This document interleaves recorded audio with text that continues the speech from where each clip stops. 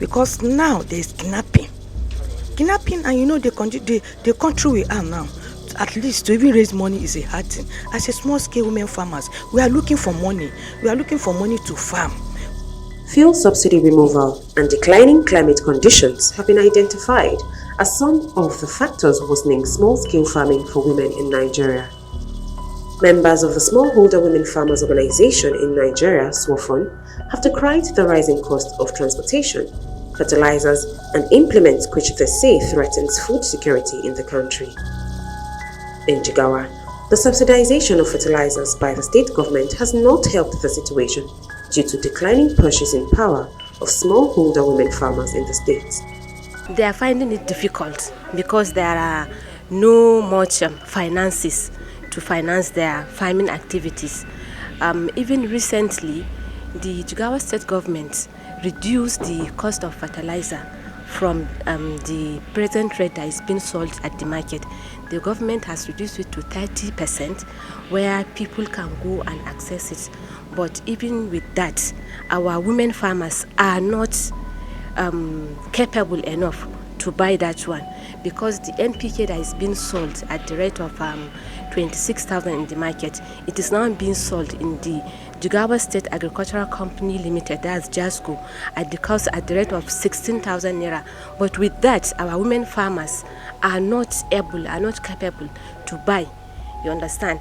And also, they have politicized that one too, because you have to go through series of from the grassroots, you have to go to through the ward at the ward level, through the councillor, then before you can get it. So when our women went there to procure, they told them that they can only get one bag. That's those that are capable to buy. They can only procure one bag, and one bag is not sufficient in their farms. So there is misprioritization of who will get the support of the agricultural or the subsidized rates. You can see that it's not given free, but yet, even though it has been reduced, but most of the women farmers could not buy it.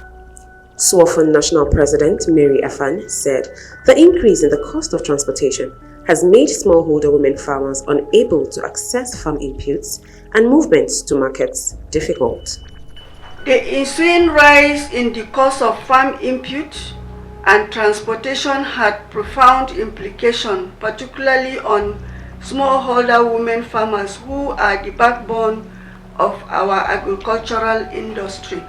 Floods and other climate conditions have also claimed several farmlands, and many smallholder women farmers are now reluctant to continue with farming. It's affected by flood.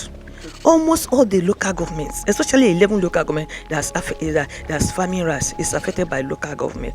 But we cry to the government. The government is saying NEMA will come to our aid, but we are still expecting. The women allege that interventions by the government were not directly targeted at smallholder women farmers who were mostly affected by the flood. Jigawa State is one of the states that are badly affected with last year's flood. And as I can tell you, there is no much government intervention that went directly to those that were affected. But what I know is there are some civil society organizations like NGOs that went there with basic need items to distribute to the women that were affected. I have advice to the government. If they are sending NEMA to each local government or state, they should locate the real farmers that are affected by flood. They should not direct us to the government or the politicians that we cannot even reach there before we got this. It's farmer that is affected. It's not politicians that is affected. Though we have political farmers, but real farmers that are affected, we are not getting it because they say they are giving farmers. We are not getting it. Go to their statistics. The people that are getting the flood material, are they the real farmers? They also called for the strengthening of early warning systems on climate conditions by relevant agencies, gender-sensitive equipment, and urgent palliative measures. I remember 2 years ago, NIMET gave us as farmers, I was one of the participants, and gave us some instruments that we placed in our farm, and we were recording the level of rainwater in that small cup. every day we did it religiously. And we kept the documents, but they never came back to collect. So we became like a source of a point of ridicule. The instrument was there in the farm. Anytime it rained, we would run to collect the level of water. So I have been wondering why that project just stopped like that. And I know I went to Nimet's office in Calabar to submit my document because we needed the information to help our farmers against the next raining season. But nobody seemed to know what was really happening. And we were told, oh, those people came from Abuja and they've gone. Actually been talking to government. You know, sometimes when they are procuring input for smallholder farmers or for farmers generally, they consider buying tractors, big machines, and these are equipment that women farmers cannot actually operate. And secondly, our farmlands are very fragmented. You know, we cannot bring them together to be able to access such big facilities like big tractors that will need you to have about 10 to 20 hectares of land. We find out that most of our women, they will have either from 0 to 2 hectares, that's the highest. And these 2 hectares, if you even have, is not in one place. One small portion here, one small portion here.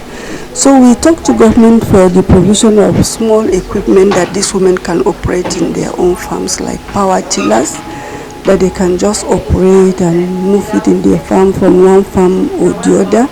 And the maintenance of such equipments are more easier for them than... Noting that some equipment had been provided in the past, the women said they were hardly sufficient for the large number of smallholder women farmers in the country. We wish to thank the Federal Ministry of Agriculture, the gender department, I think specific. They did provide. But you know, when you come to this, here in Abuja, you will provide so many. You may have a very high level, very many we will. But when it goes to the state, like in SWOFON, those things provided were distributed. Each state, each coordinator carried her own equipment to her own state, and by the time you go there, it becomes very minimal. But they did, but not sufficient. In 2021, the ICIR reported that smallholder women farmers deal with the adverse effect of the changing climate conditions in Nigeria.